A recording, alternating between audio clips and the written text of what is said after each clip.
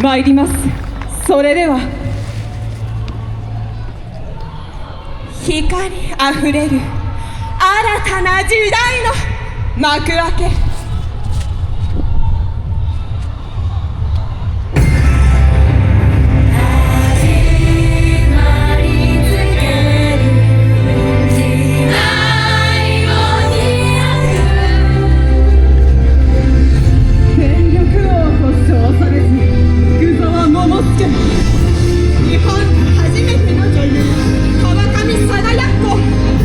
共に日々を紡ぎし館、その名はサバカン。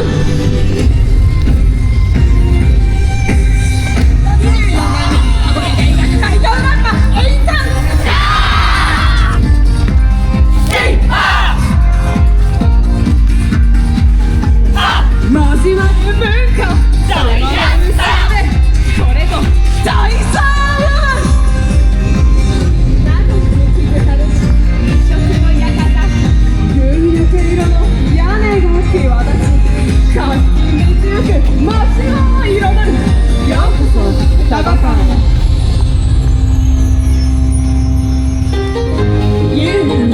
女優、舞台の花、貞奴。国を越え、見る者を魅了する麗しの地。